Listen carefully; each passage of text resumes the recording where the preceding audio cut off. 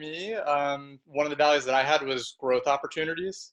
So for me, I felt that one of my must-haves was aligning myself with a company that's growth-minded, because some of the opportunities that I was looking at, I didn't feel like they s- were serious about growing the office and about ultimately, growing it to where I wanted, where I saw the vision of where I wanted to be. So to me, number one was definitely aligning myself with growth-minded leaders. If the office didn't have growth-minded leaders, that to me was not the right fit for me. Um, Second for me was, you know, I wanted the office to be growth-minded, also for myself to be, provide a roadmap. I needed where I was going to be able to provide a roadmap to say, okay, this is where I see you 1 year from now, 3 years from now, 5 years from now. And if there Well, wasn't the can, vision there, can I ask you a question though? yeah, So if I were to summarize those, and we talk about bold, the the the value, what's it called? Activity that we do, which hmm is aligning all of our values in our group, which becomes then a team. yep, Oh, and you got your bold shirt on today. It's I cool. do. And so you could shorten it down to one word. I think that would be helpful. So you said the first one is probably growth, Growth, yep, right? in all The second aspects. one I think maybe is opportunities Opportunity, yep, or career path, or but opportunities would be a value that yep, you see value in opportunities.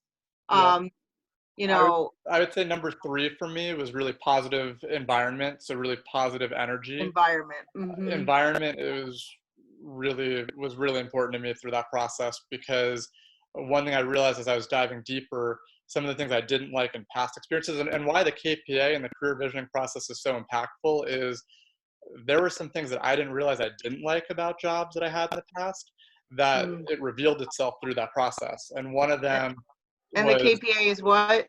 the Keller Personality Assessment. Mm. So ultimately, it's the tool that we have in our world. Kieran, I know you've taken it.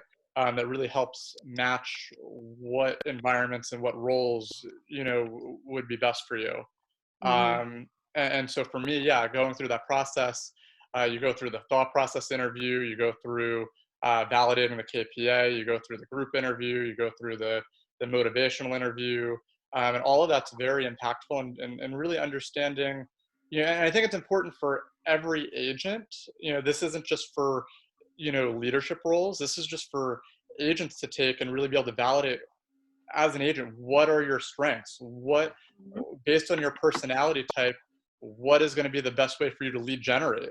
What's going to be the best way for you to communicate with your buyers and sellers? Um, And and that's you yeah, as a human being. It's not necessarily you as the agent or the right. leader or that assessment. We were talking about it just a few minutes ago, and I have to review it with somebody who was looking at potentially going into another aspect of our business.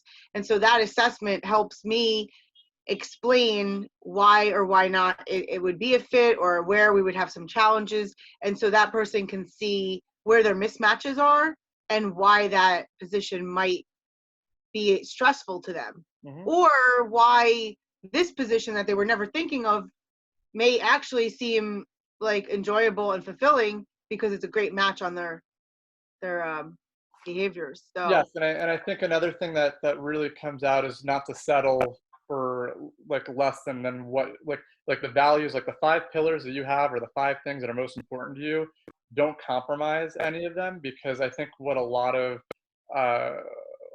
of individuals do, and myself included, is we settle and say, okay, well, this has these three things, but I can overlook the other two, or I can get past that. Yet, when you go through the career visioning process, you realize that some of the challenges that we encounter in past experiences, it's because you overlooked those things and you said, okay, well, I can get through that. And then you find out, well, one of the reasons you're leaving an opportunity, or you're looking for another growth opportunity, is because you settled for something that if you just realized not to settle, you're going to be in a much, much better environment. So, and I think I got that from Katie and Holly yesterday, was just, you know, really just aligning yourself with the right who, and making sure that you don't settle for any of the five pillars or five things that are most important to you.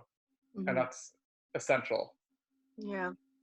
That's great. We can dive in. The one thing I definitely did get from them was schedule. Schedule. I mean, in order for them to accomplish the things that they are accomplishing, they're running a schedule. I wrote down their schedule. They easily could just recite it, and it was very similar to what a team leader or a mega agent week looks like Mm-hmm. in lead generating, setting up a day for appointments, setting up times for appointments, setting up time for training, and setting up time for working in the business. Yep. And that's what I was talking about, Kieran, kind of in the beginning is we're moving so fast. Matt and I feel sometimes we're moving so fast that Yep.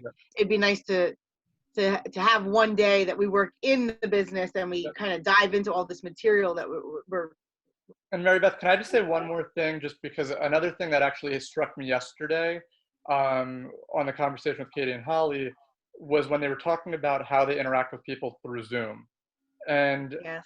I think now that we're evolving our conversations, even as agents, as they're having listing consultations over Zoom and buyer consultations over Zoom, one of the things that they recommended is that whoever you're talking to, number one, listen and ask good questions. But number two, soak in their environment. And it's so funny because when I talked to Katie a year ago, she asked me, she was like, "Oh, did you ever play the saxophone?" Because obviously I'm in a position and I got, the New York Jazz Band. And we started talking, yes, I played saxophone in middle school and in high school, and I was into music. And then we're She talking about lucked out with that question. yeah, and then we were talking about how I had to give up the saxophone, or I mean, I still played it, but I was doing soccer, and in high school, I had to pick between, marching band and soccer. I picked soccer, blah, blah. But the reason I'm bringing this up is because part of the reason I built such a strong connection with Katie is because she started asking me personal questions, and she was asking me just based on things in the environment around me. And I think it's just powerful to share that with all of you because as we're doing things over Zoom, make sure you ask and you kind of break the ice by, you're not necessarily this environment for you, Mary Beth, but I've seen the Wonder Woman sign behind you. I've seen your bookshelf behind you. Do you notice my new setup? Well, I do see it, but there's nothing behind you that I could I say. know. I'm trying to go plain right now. But I guess I accidentally did that, or maybe it's just part of my natural Yeah, behavior. With Kieran when he came on, I said, "Oh, what are you in the car, yeah, getting away from the kids?" Like noticing that, and we kind of laughed and chuckled a little bit. Which I love Kieran, and we have a relationship. But if we didn't, I would think that I could do the same, and we would break the ice a bit and feel a little more comfortable talking to each other. So I think that's a great point, Matt. yeah. No, when she said that, I was like, wow. Like when we did this last year, she did really come into my world, and that was part of what built such a strong connection. So make sure that as you're talking to people over Zoom and you're having these conversations, the relationship aspect will never go away in real estate and leadership and attracting buyers, sellers, talent to your world. So make sure you're connecting with them on all levels. And through Zoom, one way to still do that is to really soak in their environment. Yeah. Um, Also, I broke this out. yeah, the MREI. Is the MREI, the Millionaire Real Estate Investor, and we haven't said this in a while, like a week or so. So, like I usually say, you can find your resources on Keller Inc. KellerInc.com. There are tons of resources, especially for this and for the green and the yellow, but the green. Yep. There's great charts in here, personal budget charts, investor worksheet charts. So Yep. we're going to dive into that. That's on Fridays. We are doing MREI at 11 o'clock. Yes. And so a couple things, as we can shift into the MREA, because we can finish this chapter, because we really focused on leads yesterday, and as part of the 3 L's, we talked about the 80-20 principle, which is that 20% of your activities lead to 80% of your results. And your 20% as realtors should be leads, listings, and leverage, really in that order. We talked about leads yesterday, and as we go to page 102, we're talking about the many virtues of stellar listings. So one of the reasons why listings is the next L in the 3 L's, and Mary Beth, I'm just going to read these out loud, and then we can kind of just summarize them and dive into them. Okay. But the virtue of the seller's listings, we've got seller's listings means marketing opportunities. So you're fine on the front of the property, you're marketing the listing, and you're advertising the listing. You ultimately have more control of your time. So, when you're working with sellers, you don't have that same urgency of doing something right now. You should be able to control your schedule more. Number three, seller listings maximize your per hour compensation. So it typically takes a lot less time to obtain to market a listing prior to it selling than to show for and sell to a buyer. Number four, in our experience, a highly focused, highly leveraged real estate agent can work 15 to 25 seller listings per month. So that's definitely going to be way more than you can do with a buyer in a month. Number five, working with sellers, you're on the front end of pricing, which translates to an intimate knowledge of the market. And then last but not least, then we can dive into this, properly marketed seller listings bring you more business. So on average, one well-marketed listing will generate one serious buyer to buy. So one listing will generate one buyer. That's right. So as it says at the bottom of page 102, there's simply too much upside to the listing business not to focus on listings first. That's right. And why, just being real is you do not, and I think we said this maybe yesterday, is you don't decline the buyer business while you're building the seller business, because most of the time when you're an agent and you put out, does anybody need to buy a house, or does anybody have a friend that needs real estate needs, it's usually somebody is willing to give you a buyer lead. Somebody's willing to buy a house real easily with you. And so that may come a little more easily when you start asking for the business, because typically what we find is we typically don't find agents come out the gate asking for listings. And so if you haven't asked for anything, I would tell you start asking for listings first. And yet I do know that when you ask for business, you sometimes tend to get more buyer leads. So do you know anyone who needs to sell their home? Hey, do you know anybody who might be needing to sell their home this spring? Anybody that's, do you know anybody in your neighborhood that's looking to sell? We have buyers that are in their neighborhood. So now you're coming up with some language as to, I'm looking for sellers. But I do want to say that there are virtues to working with the buyers as well. One thing you do lose a bit when you stop working with buyers, as I experienced, is you lose a little bit of your thumb on the market. When you're working with buyers, you're so on that hot sheet, looking at everything that you could possibly go out and show. And to this point here is that you're at the mercy of the listings that come on. Yeah. So if you really want to control the market, you absolutely want to build a business that is getting you to a listing focused business. And while you're working your way there, understand you may have to take buyers, and that might be a big part of your business in the beginning. And Mary Beth, if you recall, when we were at, we had Jeff Glover come visit us back in, I think that was December now.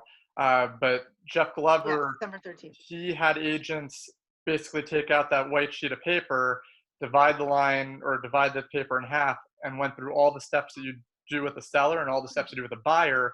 And I want to say there was 30 to 35 steps maybe for the seller, but there was like close to like 50 or 60 with the buyer. It was like double. It was definitely double the activities needed to transact with a buyer. You just close one buyer. So in the same time you'd close one buyer, you could close two sellers. So just by looking at that, where would you want to spend your time, on two transactions or one transaction? And I guess it goes back to the first part of this book, the first 100 pages, where the mindset is so important. The big why is so important. How you think about things. Don't look at it as, oh, am I going to get the job? Oh, are they going to choose me? Am I ready for this? Have I taken a listing of this size yet? Do they like me? That's where the fear of rejection, the high I shows up. And we need to tell that I that there is a big why behind that I, and they need to go away for a little bit.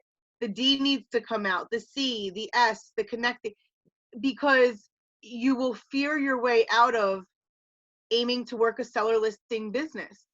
Only because you're afraid they're not going to pick you. It's like a dodgeball game in 4th grade, I swear. Yeah. So I'm encouraging you to not be afraid of that, and understand that if you're going to have to spend your time in sharpening your axe on your scripts, dialogue, and learning the market, why not do it so that you can go out and take listings?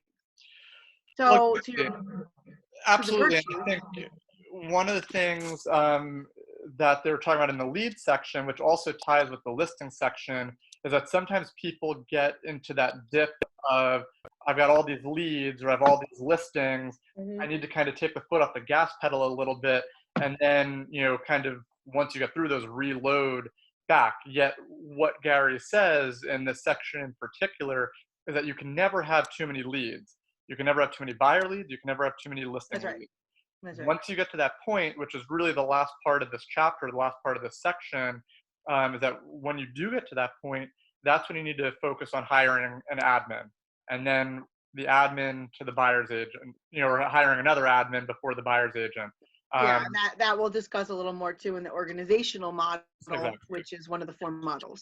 So really pages 103, 104, and 105 is really talking about then the leverage piece, which is the who piece. And honestly, we kind of talked about that starting off in this call, which is through the career visioning process to hire that talent.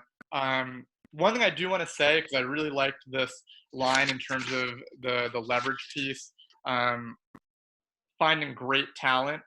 He says, good is good and great is great. And although good can really help, great can actually change your business forever. And I love that because he writes in here how a longtime friend of his jokingly explained most agents were satisfied with good rather than great talent in their business. And he said, Gary, after you've hired bad, good is great. And then Gary said, well, once you've experienced great, good just isn't good enough. So, Yeah, really just kind of, it's I just wanted to true. highlight It's that. true, Matt.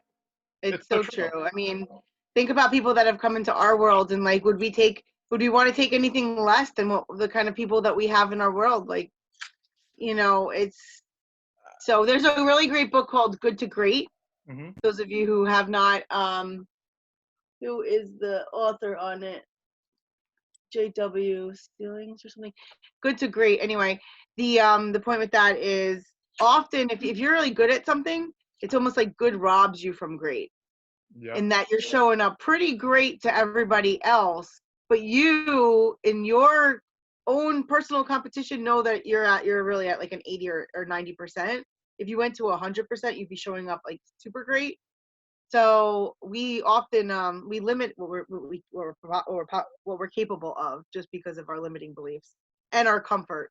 I love that. I absolutely love that. And, as he says, great talent can implement systems. So, your first hire, if it's a great hire, can really, it's going to set you up as we go through the rest of this book to building that 7th level business if that's what you choose to accomplish.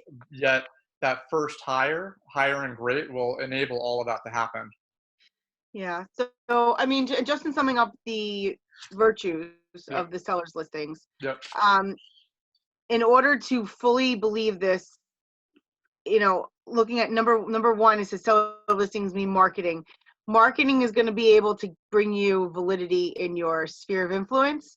It's Yep. going to give you confidence because you'll have something to, something to showcase. So it's yours, right? Yep. You worked for it. And we're in a world today where our technology allows us to get approval from somebody else and we can market listings. So don't think that until you have your own listings, you can't maybe reach out to a listing agent and market their listings. You have more control over your time. We talked about that in that you can sell 2 listings while taking 1 buyer out, right? And the reality is you can sell 10 listings in a weekend. You can't sell 10 buyers in a weekend. 1 person. Yeah, not possible. So, I mean, well, anything is possible. I don't want to say nothing's possible. It just would be challenging. Maximizing your per hour compensation, same thing there. Volume, I do tend to think that once you start taking listings, you then will be able to take higher price listings. So if you're trying to get into a neighborhood that is, let's say, in a $600,000 price point, and you haven't yet taken a listing at $600,000, you may be working your way up and taking those $400,000 listings to then getting into the $600,000 market. Typically, when you have a, let's say, $400,000 listing and they're buying up, then they're buying that $600,000 house, which then starts to get you acclimated to that inventory.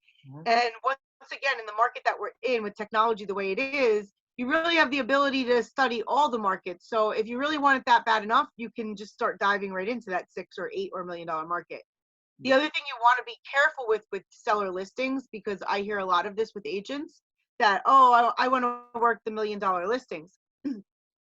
You need to just study your market, and you need to make sure that the market, the listings that you are going after, if it is a geographic area, a farm as we refer to, if you're doing that, you need to make sure that it's an area where homes actually sell. So you're not going to go and market into a neighborhood that literally only 2 units sold out of the 100 homes that are in the neighborhood for the year. You're going to look for a place that has 8 to 10 to 20 to 30 listings that sell in a year in order for you to get a nice chunk of that market share. So don't set yourself up for success in that case. With seller listings, your front end of pricing, I think there's no better way than to be in the pricing market when you get to control the market actually. And yet it also, if you're an agent that doesn't have that weekly conversation with your sellers, you can lose that pricing advantage really fast. So I would advise you that you are setting up a system that you are speaking with your sellers every Monday or Tuesday night, once you can assess what the weekend traffic was like and if they got contracts, and also what other homes in their competition got contracts for the weekend. So I would highly advise a Monday or Tuesday night conversation with both buyer and husband and wife. And then I would also position yourself for a 30-day reassessment of the market. If the house hasn't sold in 30 days, we have a pricing issue clearly, and we need to do a completely new comparative market analysis together. And that I would assume could continue as a Zoom meeting once you're listed, even, once this coronavirus lifts. And the last one is that the properly priced marketed seller brings you more business. The ultimate goal of being in the real estate business is to generate leads, and the ultimate reason to service your clients is for referrals.